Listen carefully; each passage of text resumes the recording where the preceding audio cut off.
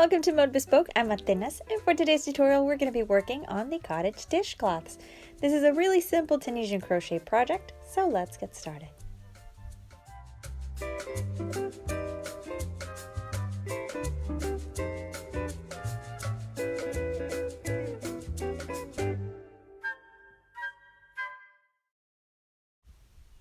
To make this project, you're going to need some cotton yarn, and this is going to be lightweight or a size 3 in 2 or more colors. You're going to need a 5mm Tunisian hook, a pair of scissors, and a yarn or a tapestry needle.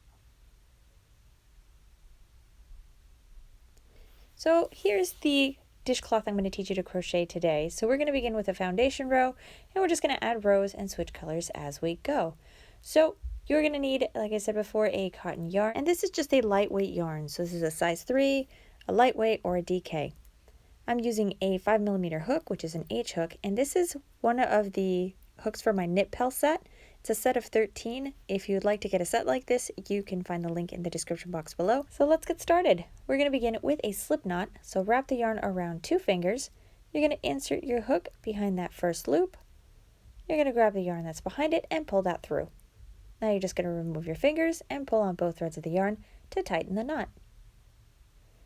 We're going to begin with a chain of 39 stitches. So you're going to yarn over, and you're going to pull the top loop through the bottom loop, and that's 1. Yarn over, pull through, that's 2. Yarn over, pull through for 3, and yarn over, pull through for 4. Continue working until you have a total of 39 stitches. Once you've made your chain, here we go, this is what it's going to look like. We're going to begin our foundation row, and we're going to skip the first stitch. We're going to go into the second one. So insert your hook into the second stitch from the hook, yarn over, and you're going to pull up a loop. Leave this loop on your hook. You're going to repeat this in the next stitch. So you're going to insert your hook into the stitch, you're going to yarn over, and you're going to pull up a loop. And then we've cast on 1. So we're going to cast on 1 more, insert your hook into the stitch, yarn over, and pull up a loop. Continue to cast on loops onto your hook for every stitch of the chain. At the end, you should have a total of 39 loops on your hook. Then I've got this last stitch over here. That would be my loop number 39, and your hook should look like this. We're going to work a return pass, and this is a regular return pass. So we're going to yarn over and pull through this top loop. So yarn over and pull through 1 loop. And then for this next stitch, we're going to work with the next 2 loops, which are these right here. You're going to yarn over and pull through 2. So there's 1, 2.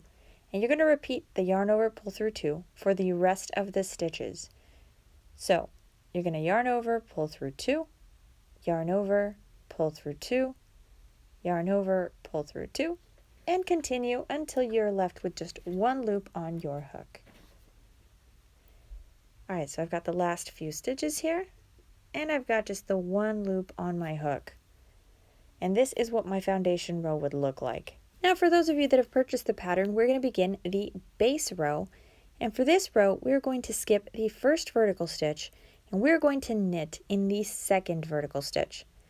You're going to purl in the 3rd, knit in the 4th, purl in the 5th, and then just continue that same sequence. So to begin the knit purl sequence, again, you're going to skip that first vertical stitch, and we're going to knit in the second vertical stitch. Insert your hook between the legs that make up the stitch or the loops, go all the way to the back, yarn over, and pull up a loop. Now in the 3rd vertical stitch, so this one right here, we are going to purl. So a quick review, you're going to reverse yarn over, so yarn over in front of your hook, hold that stitch down, you're going to insert your hook behind the front leg or the front loop of your vertical stitch. You're going to pull the yarn under your hook so that it looks like this. You're going to do a regular yarn over, and then you're going to finish your stitch. And there we go. If you've never seen these stitches, I highly encourage you to watch the Tunisian 101 video. I'm going to leave a link in the description box below. In that tutorial, I cover 5 basic Tunisian stitches, as well as a return pass, a foundation row, and other Tunisian crochet basics. So let's move on. We're going to repeat the knit, purl, pattern for the rest of the row. So we're going to knit in the next stitch, and then we're going to purl in the stitch after that. So reverse yarn over, insert your hook into the stitch, and this is right behind just the top loop or the top leg of the stitch. Pull your yarn under your hook, regular yarn over, and pull through 1. So repeat the sequence until you reach the last stitch of the row. So I'll finish my last knit, and then I would have reached the final stitch of the row. So the final stitch of the row is this last one right here. So this one. And I'm going to cast on using these loops or these legs right here. So I'm going to insert my hook into that space right between those. And you're going to yarn over and cast on 1. And there you go. Now all you have to do is complete a return pass. And again, this is a regular return pass. So yarn over, pull through 1, and then yarn over, pull through 2 in the remaining stitches of the row until you are left with just 1 loop on your hook. So that was our base row. We're going to repeat this 2 more times. And this is so we create a base of 3. So we're going to have a foundation row and then 3 rows of this knit purl combination. And after that, we'll complete our first set of stripes. So let's begin the first few stitches here together. So just a quick recap. You're going to skip the first vertical stitch and we're going to knit stitch in that second vertical stitch. So we're going to knit 1 and then we're going to purl in the stitch after that. And then you're going to knit, and then you're going to purl. And you just repeat this same sequence. So just knit, purl, until you complete the row. Complete your return pass, but leave just 2 loops on your hook, because I'm going to teach you how to do your color switch. So let me complete this, and I'll see you again in just a moment. Alright, so here are my 3 rows, and I've left just the 2 loops at the end of my return pass, because we're going to start, like I said, the color stripes. And they're going to look like this. So we're going to do 1 stripe in color number 2, and then 1 in color 1, 1 in color 2. And these are very, very simple. So you leave your last 2 loops on your hook. This is at the end of the return pass. And then you're going to need your color number 2. So here's your second color yarn. Make a loop leaving a tail of yarn. So just loop it around your hook like so. And you're going to pull that new yarn through the 2 loops of the old color, like this. And then you just tighten your yarn, and that's it. You're ready to begin. You've switched colors. All right, so I don't cut the first yarn color. I just let it drop. You're going to pick it up again for the next row, so that way you don't have to weave in so many tail ends. Just leave it there. We're going to begin here with our next row, and you just repeat the same sequence as before. So you start with a knit, followed by a purl, and then knit, purl, and complete a return pass when you finish the row. When you get to the end of the return pass on your first color, you might notice that the last loop, so the one at the bottom, might be a little loose, so it might look like this. If that happens, that's okay. All you have to do is just pull the tail yarn right here. Just give it a pull, tighten it up, and that's it. And then we're ready to switch colors again. So we leave those last 2 loops, and we're going to grab our gray yarn, or color number 1, whatever color that would be for you. You're going to make a loop on your hook, or yarn over, and you're going to pull through the last remaining stitches on your hook. And you've switched color again. And you just begin the sequence again. So this is just a repetition of that base row. So as you can see, this pattern is really very simple. All you have to worry about is just your color switches.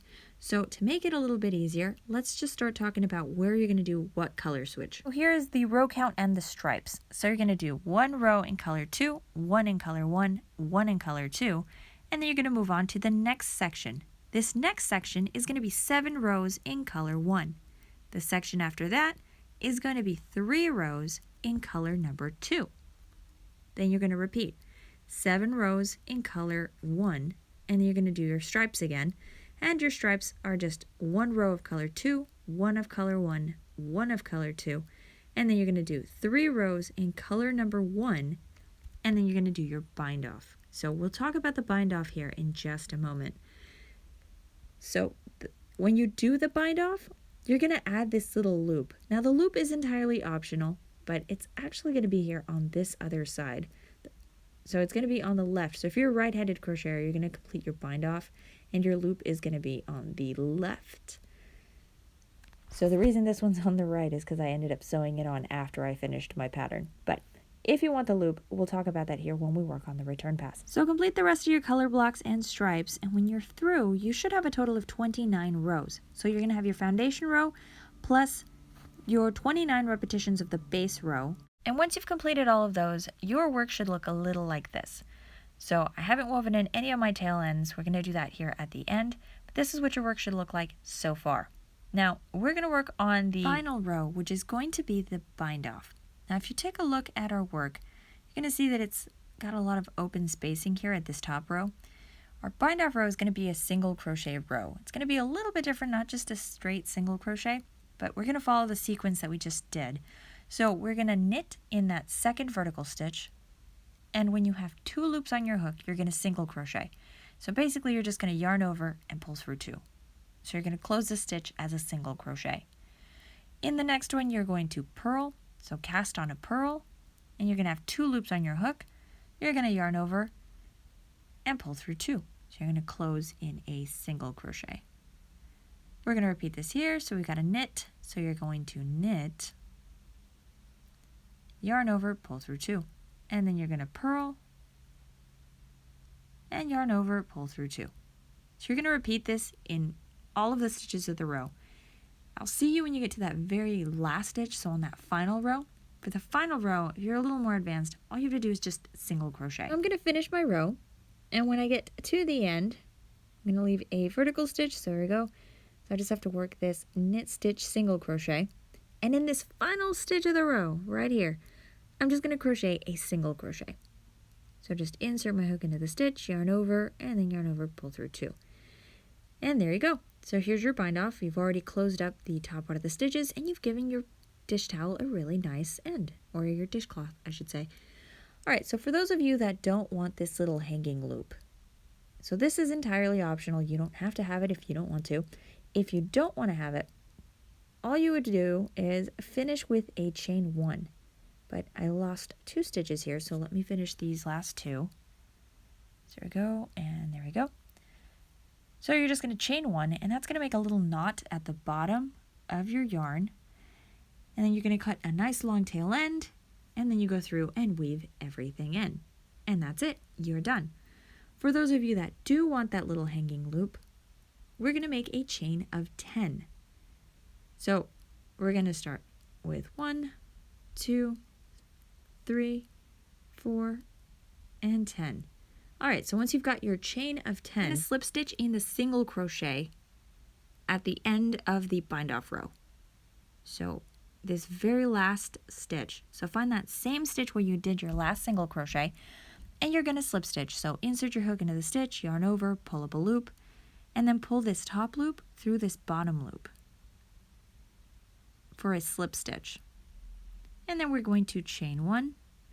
We're going to turn our work around, and we're going to work, there we go, a row of single crochets. So you're just going to single crochet in every stitch of the chain. So we're going to skip this very first stitch. So right here, we're going to insert our hook into the stitch right after that. So stitch number 2, yarn over, pull up a loop, and once you've got 2 loops on your hook, you're going to yarn over and pull through 2. So single crochet in all of the stitches of the chain, and then this part is really forgiving. So if you miss a stitch or you add a stitch, it's not a big deal. You won't notice it. It's going to look great. Don't worry. Once you reach the end, you're going to slip stitch in this very first stitch of the dishcloth. So the first one you reach, and then just slip stitch. We're going to chain 1, and that's going to make a nice little knot here at the end. And you're going to cut a nice long tail end of yarn. So give it a few inches, because you're going to use this yarn to reinforce the loop, so the little hanging loop. That way, in case you hang your dish towel while it's a little wet or it's got a little bit of weight on it, it'll have a little bit more support on that hanging loop. So there we go. So for this part, if you're a little more advanced and you just kind of want to move along, you're just going to sew around. Just give it a few stitches, and then knot your yarn, weave in your ends, and you're done. If you want to see how to do this, you're going to need your yarn or tapestry needle, whatever you're using. Once you've got it set, you're just going to stitch along one side of the loop. You're going to go through the other side of the loop and give it a stitch. And then you're going to stitch on the dishcloth. So you're going to go on this other side. And then just give that one big stitch. And there you go. And you're just going to repeat this a few times. So 2, 3 times, however many times you want to go around this.